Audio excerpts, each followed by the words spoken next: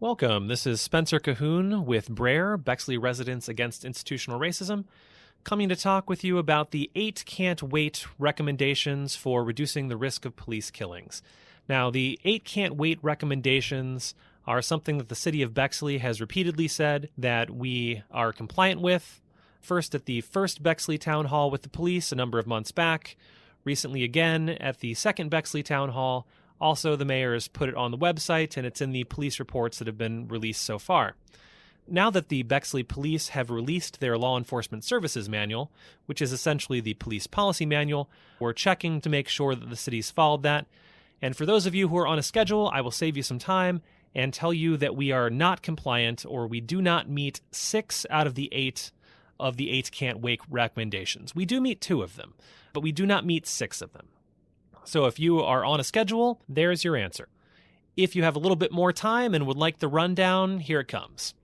Okay, so first 8 can't wait recommendation. Chokeholds and all other neck restraints must be banned in all cases. That seems pretty straightforward, right? Well, Bexley does not meet that one because, well, there's no ban on chokeholds or neck restraints anywhere in the Law Enforcement Services Manual. And it also notes that, to paraphrase, officers may use any improvised method to the degree that reasonably appears necessary. Since chokeholds and neck restraints are not specifically listed in the manual, they would be considered an improvised method and therefore are permissible. We do not have a ban, therefore we do not meet that first criteria. Moving on. The second 8 can't wait recommendation requires officers to de-escalate the situation where possible by communicating with subjects, maintaining distance, and otherwise eliminating the need to use force. Bexley, unfortunately, also does not meet this criteria because there is no blanket requirement to de-escalate where possible. Under existing policy, we should consider de-escalation for civil commitments, civil disputes, and mental health crises. And while that is great, it certainly is not a blanket requirement to de-escalate, which would include in traffic stops, in apprehension of criminal suspects. A blanket requirement means everywhere. We don't have that, therefore we don't meet number 2. Moving on to number 3. Number 3 is to require officers to give a verbal warning in all situations before using deadly force.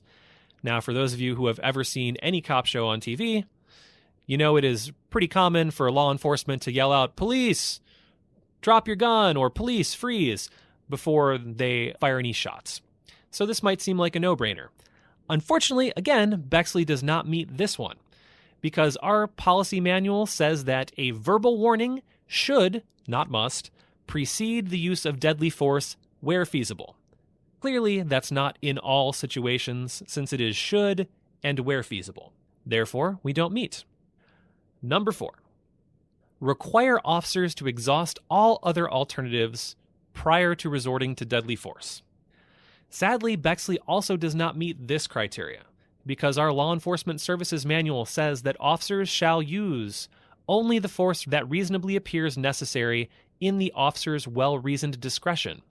There is no requirement to exhaust less forceful alternatives first. Since there is not, we don't meet the requirement. This is also repeated in the application section for deadly force that notes that an officer can use it surrounding imminent threat of death or serious bodily injury. Again, no exhaustion requirement. Moving on to number 5. Require officers to intervene to stop excessive force by other officers and report incidents immediately. I'm pleased to report that Bexley does meet this criteria. So we meet this policy requirement. Number 6, ban officers from shooting at moving vehicles in all cases. That's pretty straightforward. Bexley, unfortunately, again, does not meet this criteria. Shooting at moving vehicles is discouraged in the Law Enforcement Services Manual, but it is allowed, quote, when the officer reasonably believes there are no other reasonable means available, unquote. Well, that certainly isn't a ban. It is also permitted in the context of vehicular pursuits, when deadly force is otherwise authorized. In other words, if you're allowed to shoot, you're allowed to shoot at a moving vehicle during a pursuit. That is the opposite of a ban. So Bexley clearly does not meet this criteria. Number 7, establish a force continuum that restricts the most severe types of force to the most extreme situations and creates a clear policy restriction on the use of each police weapon and tactic. Now here, Bexley does meet this criteria at least somewhat. There are essentially three categories. There's deadly force, all less deadly weapons in a second category, and then handcuffs in the lowest category. For deadly force, imminent danger is required. For all less deadly weapons, violence or the threat of violence, and in the case of tasers, any physical resistance. And then finally for handcuffs, essentially whenever the officer sees fit. I would also note there's no standards for improvised tactics, unlike the other uses of force. So 3 levels is a continuum, I suppose. Since all less lethal weapons are allowed in cases of violence, there's not much restriction differentiating the use of weapons. Nonetheless, there is a restricting factor, violence, so we meet this policy requirement at least somewhat.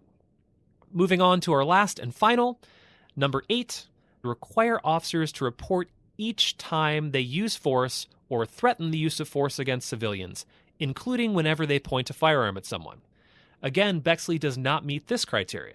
There is no reporting for threats or pointing a firearm at somebody based on the use of force definition. Force is defined as application of physical things to a person. Things is a paraphrase.